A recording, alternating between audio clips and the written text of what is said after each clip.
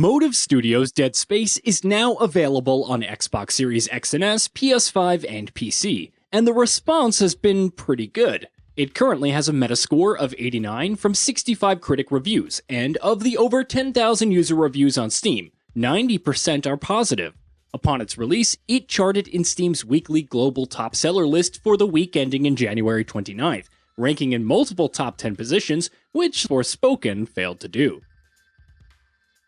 Though debut physical sales in the UK haven't exactly been amazing, averaging less than half of the Callisto Protocols at launch, it still topped the charts. We'll have to wait for more data and see if higher prices helped offset lower physical sales. Thankfully, it seems that Motive is already interested in what's next. Dead Space producer Phil Ducharme told GQ it hopes to discuss the franchise's future with Electronic Arts. There's interest in exploring Dead Space more, with Ducharme stating that there's ideas for sure. But for now, the team is fixing technical issues and then going on vacation before sitting down with the publisher. With the remake garnering praise for both expanding on what made Dead Space great while retaining the core and being amazing in its own right, the future looks bright. But where does this franchise, which was on ice after the failure of Dead Space 3, go from here? To discuss that, we need to look at how the remake ends and how this could factor into the future, if not a potential remake of Dead Space 2. Spoilers ahead, so be warned.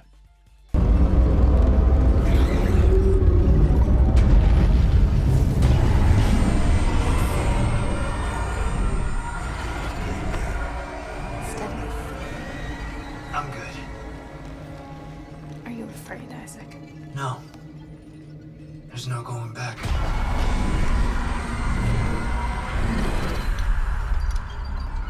For those who played the original 2008 sci-fi survival horror, the canon ending is pretty similar, but has some neat twists. In the remake, protagonist Isaac Clarke speaks to horticulturist Elizabeth Cross. She tells him of the Leviathan and how to weaken it before setting off to find her boyfriend, Jacob Temple.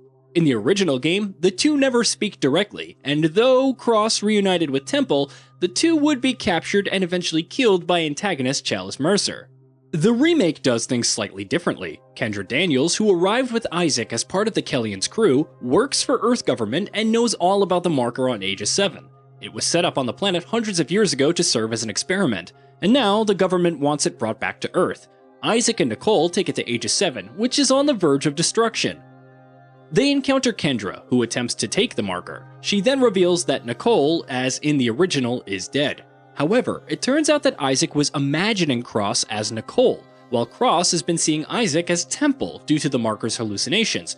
Cross is shot by Kendra, but before the latter can transport the marker to Earth, she's killed by the Necromorph hive mind. Isaac battles the monstrosity and defeats it before escaping the planet. Aegis 7 is destroyed, taking the marker with it as Isaac flies off to safety in space. While stopping short from viewing Nicole's final message again, Isaac looks to his right and sees her sitting next to him. She then quickly attacks as the screen cuts to black, just like in the original. As Dead Space 2 would reveal, this was a hallucination caused by Isaac's exposure to the marker.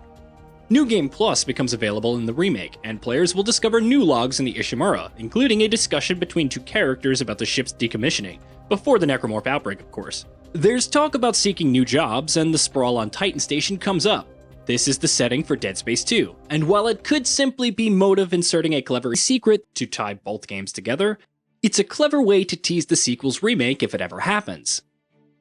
Once again, however, a remake of Dead Space 2 isn't confirmed. Besides, that's not the only new story-related content in the Dead Space remake. Throughout the story, the player discovers various marker fragments, some in plain sight and others are more carefully hidden. Collecting all 12 and entering New Game Plus lets you place them in Captain Mateus's room in the executive quarters on the crew deck. Upon activating, the lights go out, and the pieces light up, humming with a strange energy. When finishing a New Game Plus playthrough, players experience a different ending. Instead of Nicole suddenly being next to Isaac and attacking him, the two enjoy a pleasant conversation about seeing Ishimura in its prime. Nicole asks if they're going home, and how there's so much work to do. Isaac responds that they will soon, but he has to build a little something first.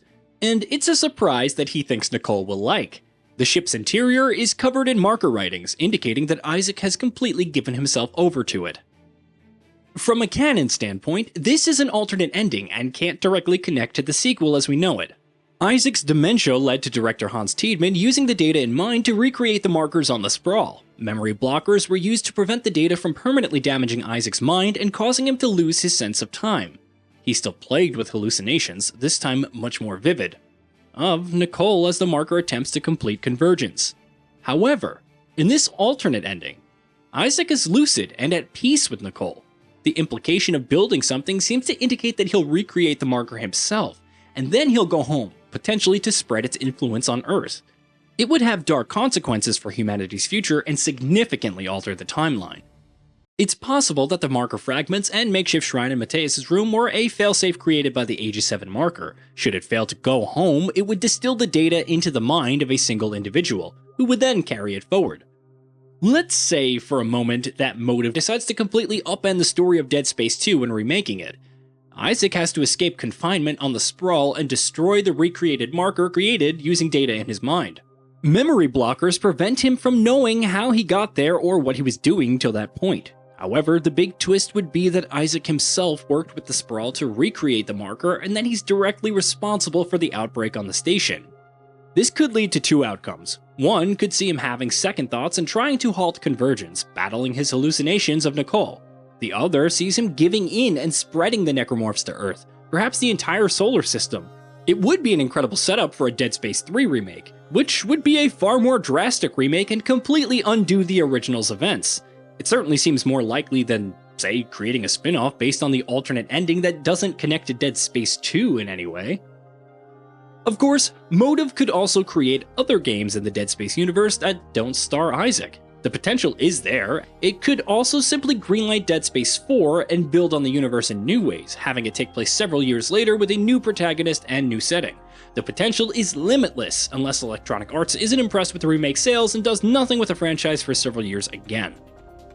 Regardless, it's nice to bask in the fact that Dead Space is back, even if Motive focuses only on Marvel's Iron Man for who knows how long. Whether the alternate ending is just a fun little bit or a sign of things to come, Isaac Clarke lives on. Hey, did you know that we at Gaming Bolt upload new videos every day? Stick around, drop a like, subscribe and hit that bell, and let us know what kind of content you'd like to see in the future with a comment below.